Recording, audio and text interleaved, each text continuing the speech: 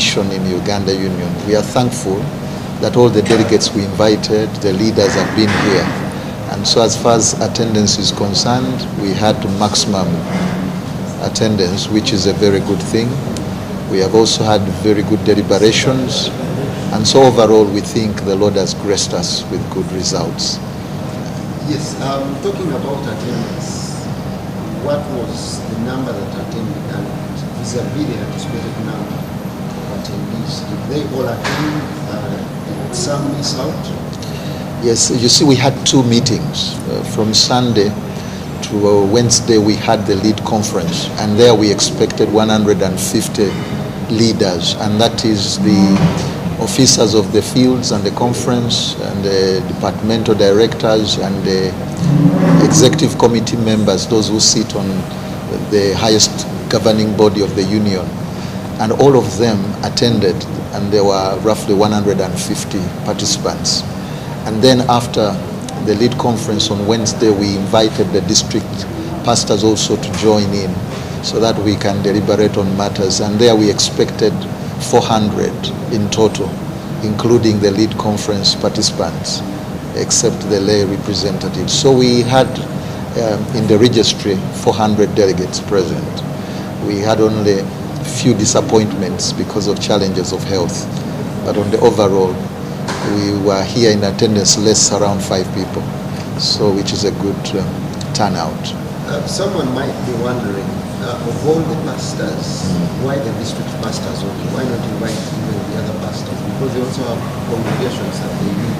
Yeah, there are two issues to that. One is a financial component. The other one is also the space. We wanted to deal with the leaders and the basic lead at the unit level, which is the district. We hope that if we could include him in the planning process of the higher leadership, then the message could get down a little bit, and also to get feelers and feedback from the lower level, how the work of the Lord can be done efficiently and effectively. So the lowest part we could go was the district level, who later also will transmit the same to the lower areas of influence. And so it was because of those limitations that we wanted to focus on the leadership to that level, which is closest as far as we could go to the local church level. In the president's speech, keynote address, he highlighted the concern of 30%, almost 30% of the church members being part of the mission. Yes, yes. How is it affecting the church currently in its operations? Basically, you know, that also is premised on justification. You know, Ellen White said the work of God can never be finished in this earth until the men and women that comprise our membership rally their efforts behind the officers and the ministers to finish the work. Now, this Gospel Commission of finishing the work went out to everyone, and everyone who is a Christian is invited to the I Will Go, to be part of the commission. And if we are to finish this work in the time scale we have, then it is imperative that everyone is involved. But when you look at the books that we have and the parameters we have, only 30% of the church are involved in the activities, which means the weight of the burden is upon the few, and a huge chunk is not yet involved.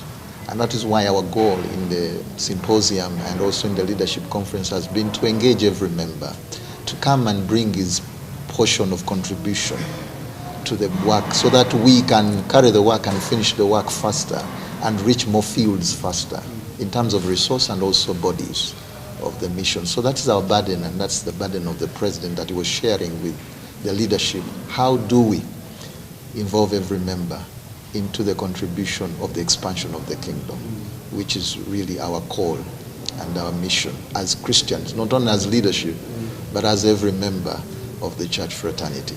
And that's why we have been here for all these days, to find out how best can we involve and engage every member to bring his talent and gift and ability to the bearing of the expansion of the kingdom of Christ. We know it has been a two-way symposium where the leadership was feeding the pastors and the pastors were feeding the leadership. Yes.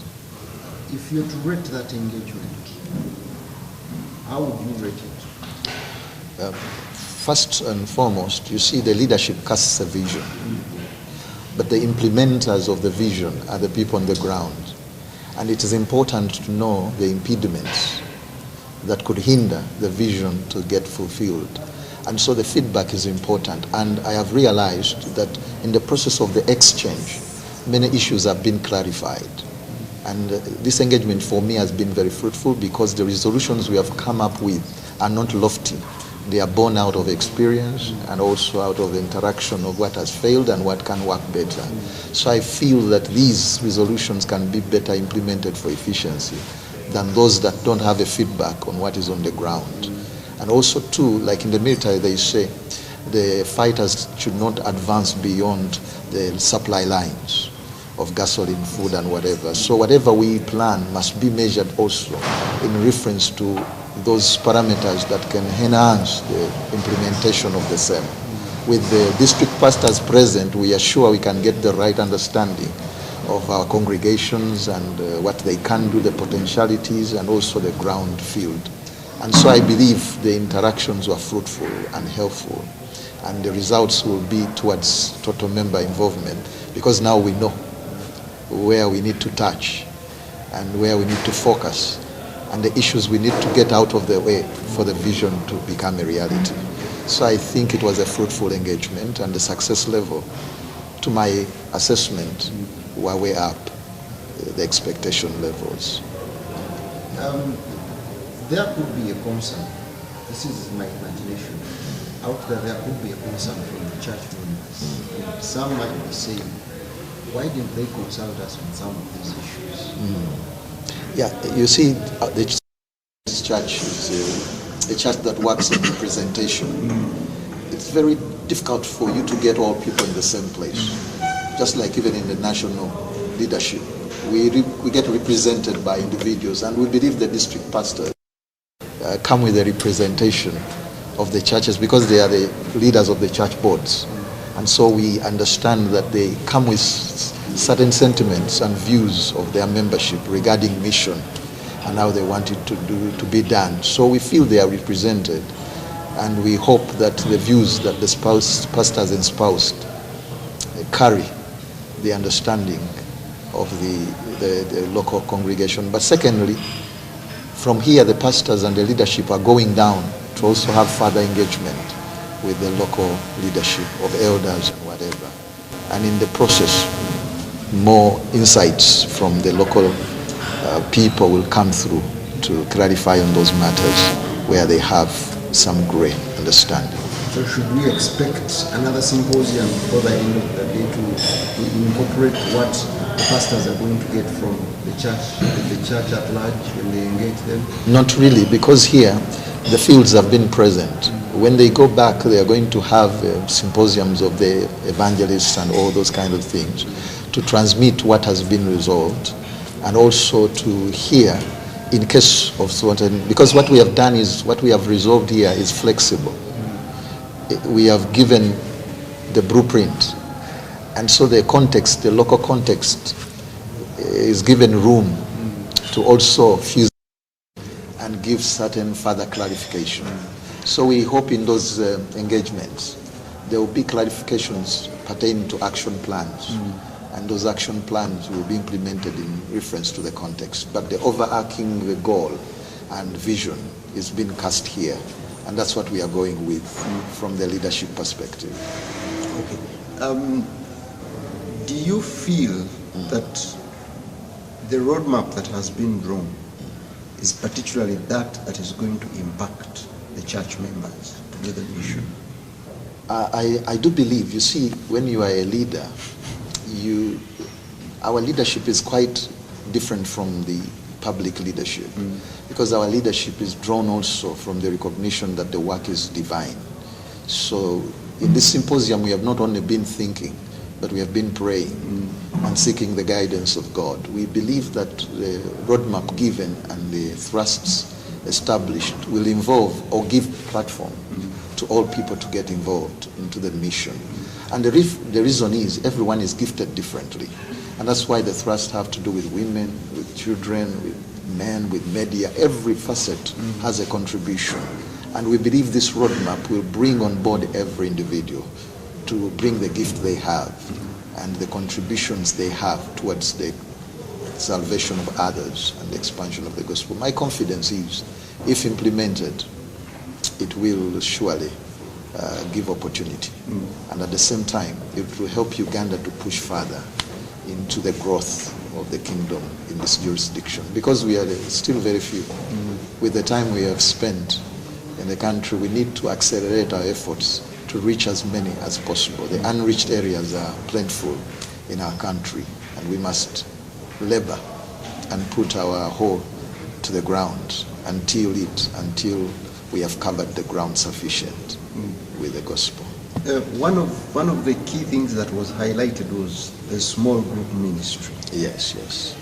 I want you to expound a little bit on what the small group ministry is expected to achieve in the leadership perspective. Oh, thank you. You see, when you look at the church as it began, it did not begin in the bulk, in the big. People were meeting in houses and having fellowship in the houses. When we meet for worship per se, and in a group. But people tend to stay in church through relationships. And it's very difficult to establish relationships in big groups. And that's why small groups become very pertinent, because they give people an opportunity to fellowship. Secondly, when you have a big church, it's difficult for all people to get involved in the activity. Small groups grant people opportunity to also take leadership and participatory roles within the small groups, and therefore you can have increased participation. But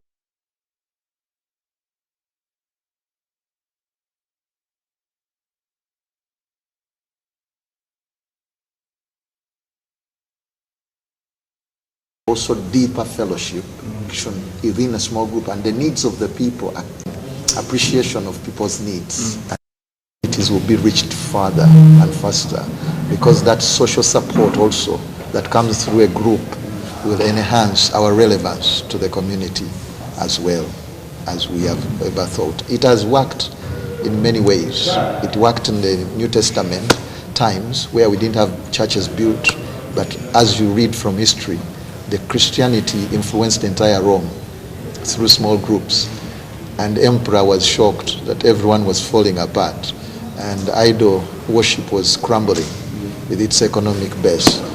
And that was not done through big churches. It was done through home churches and small groups that met, but collectively when they came with the ethos and the power of the enriched experience.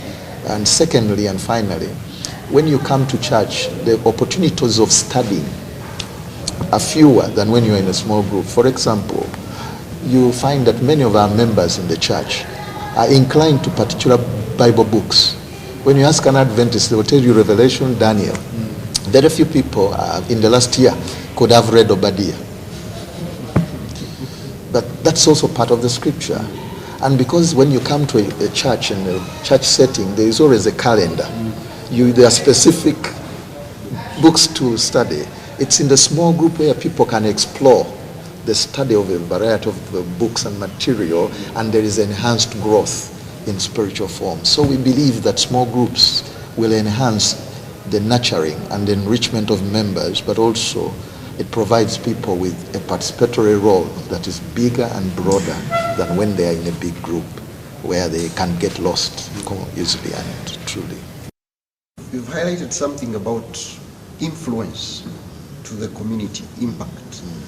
You realize that some churches are city churches. That's right. Where the dwellers are not actually residents of that entire area. Has there been a strategy in this symposium that is going to tackle that part of the church? Now, what has happened is at this level we have been on a strategic level. We have not dealt on the nitty-gritties, which we have apportioned our leaders to work into, because there are different factors. No, Pastor, I am looking at the influence of the church in general. Yes, I'm coming to that. But that impact is going to be established because of the frameworks we have laid. For example, if members, let me give you an example of a town church that I know, Kampala Central. Kampala Central Church has been able to grow into multifaceted churches and influence the communities through cells. For example, Mount Olive began as a small cell, a community cell that reached out to the community of Nalia, grew into a church because of the influence that they had around the community. You have Chida, it also came into that mold and influenced. So when you have these small groups in particular elements, depending on where people come from, as they continue to fellowship, they continue to reach out to the community and they continue to ask a question: why do we have to travel? Why don't we minister in this our community? And it grows the ministry in that community. So we believe the influence will be a little bit better when we implement these. Secondly, we have also instituted the third Sabbath in a month, which is going to be a community outreach Sabbath, where members will break off in the afternoon, visit those around them, and pray for people, distribute some materials. Probably we'll do a little bit of more printing, publishing, distribute books and literature for people to get to know who we are, the values we stand for, to know that we are a loving community, that we aspire to bring people the love of Christ, and you know that we care for their needs as well. And we are here to uplift humanity as well as to glorify God. Not only to glorify God, but also to uplift humanity. And so in these strategies that we are laying, our focus is not to sing to ourselves. Our focus is to take our wonderful praises into other people's spheres. Our focus also is not only to preach our good sermons to ourselves, but to tell the world about the care of God and also the compassion God has for the community. So we believe at the end, if they are implemented, which we have prayed to God to allow us to do, we shall have a better influence to the community than we have had before. And we also will see growth, because where there is engagement, there is certainly growth, as people feel the pleasure of serving others and reaching out to others. Would you highlight some of the key strategies that have been laid out in the symposium and the lead conference? Firstly, that is, as Spurgeon once said, when you're a Christian, if you are not a witness, you are either a witness or an imposter. Because naturally when you enroll to be a Christian, the clarion call is the Great Commission, which is to minister as per your gifting and ability. And so what we have done is that even this year, we have ensured that people are engaged into the ministry, not as an event, but as a lifestyle. And that's what our dream and desire is. So we have thrusts in May. For example, we want to bring the women on board and give them a little bit of more opportunities to reach out and to lead the entire church into ministry.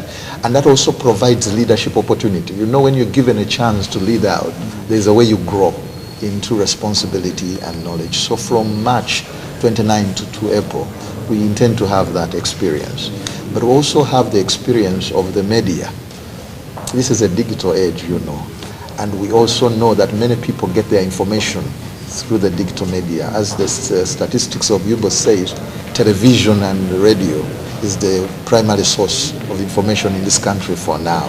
So we also want people to hear through the media. We want our experts in the media fraternity to lead us out and tell us, how can you transmit now the gospel from the pages of scripture through the digital world into the living rooms of people and influence them without them coming to even the public campaigns. We also have schools, because most of our population is in school, being a young nation. So we want to go to schools, inspire these young people, as young as they are, to accept God and dream big, have their aspirations in the lofts of their thinking, and so that they can achieve for the nation, for the church, and for themselves. So we hope that if we go to the schools also, we'll give an opportunity to the young people to experience and to also get involved in that sense, and the youth. And so you have also our camp meetings changing format. We are no longer coming to eat and go home. We're now coming to eat, drink, but also more importantly, to influence our community, to reach out. So we believe that if we go through all these experiences, every facet of the church will be involved. But what that does is that when people get involved, they get excited about it. It's like winning a trophy. When you win one, you feel like you want to win another one. And this beauty of participation, when people feel the joy of bringing a soul to Christ, they will surely feel it should be part of the experience, not only once, but perpetually, and that would become a lifestyle. And I believe these engagements that have been established here for May and for June will go a long way into leading the church not only into event but as a lifestyle. And we are moving away from focusing on how many people have been baptized. That is not our measure. Now we want to know how many people have been involved or given the opportunity to participate. When it comes to stewardship, which is a key component of our strategy, we want to know how many people are participating in worshiping God through the returning. How many, because you see, when people return, it's a mark that God has blessed them. We want to know how many people have recognized the blessing of God. And when you recognize, you come and then give God the glory and the honor for giving you the blessing. And so you come and participate in worship. So if only 30% participate in worship, it's either saying that 30% are the only ones that have had an encounter with God, which is not a fact. I don't want to believe it. So I think as more people recognize and participate, we get more resources to build our schools so that many schools can reach out to many people. We get the opportunity to improve our health sector, which then serves the people and invites people to the saving grace of Christ and also take care of their maladies. So I believe when more people get involved in a lifestyle manner, then we will be able to have Hope Channel run without hindrances and reach as many people. The stories that we have heard from Hope Channel, people who are about to commit suicide, turning around and saying, no, I will now follow the Lord. Those people, we want to reach as many as possible, give them hope. But we can't not do it if we don't have the resources. And God has placed the resources in the hands of his people. And we want as many people, not as by compulsion, but through love and respect for their God and appreciation to partner with him in the reaching of those people.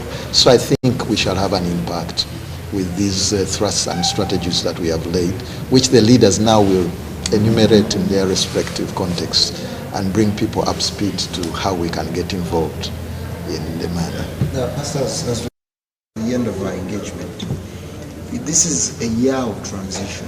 Yes, right. As the quinquennium is coming to an end. How prepared are the leaders, especially the ones that have been here, because they're the ones that will face the biggest change? How prepared are they for this coming change? Preparation is key, but borrowing from the president's speech, you see, our focus should not be upon where we will be, which position we will hold. Our primary focus is to do the will of him that has entrusted unto us the responsibility of bearing a burden for souls. And so irrespective of where I will be tomorrow, what we have been charged to is to do our duty now and prepare. If the Lord wants us to continue, we continue. If he does not want us to continue and take us to another place, we go. But wherever we go, what the president was highlighting is God will be with us. And so we are about to probably have a realignment of the union, and that comes with its own dynamics. Assuming it goes through, we will have two unions, and then we will have changes and transitions. But we are managing the transition as per the policy. But we know that God, wherever he takes us, we are pastors, many of us. We are used to transfers. What happens always is that wherever you go, you trust that God has gone there with you, and you are able to align. So the main focus of the president is that we should not focus on what will happen, because it will happen. But our focus is now on what is before us, to work for the soul now, because there is a soul that will die now without waiting for that time. So our focus should be on this soul that we can redeem. And when that time comes, as it has always been also in the past, we will say yes to the Lord as he leads, and he will direct us in that path. So on the preparation side of the processes, they go on. But for us, our eyes have been focused on the mission and the goal, which is to engage every member into the participation of the programs to full capacity through the total member involvement portfolio as established. So I am sure the leaders went home comforted that God will be with them, and wherever they go, they will still serve the Lord to the optimal status of their calling. We would like to have your parting shots and maybe a charge to the church. Well, thank you. I would like to members for participation in the programs and also for believing in the leadership the Lord gave unto them. And our leaders have been here. They have been thinking and praying that God will give us a vision for this year. He has given us a vision for this year, and it will be communicated to you. And we want to thank you for always bringing your gifts and talents to the cause of the gospel. But I also want to speak to those who have not yet enlisted into the gospel commission to do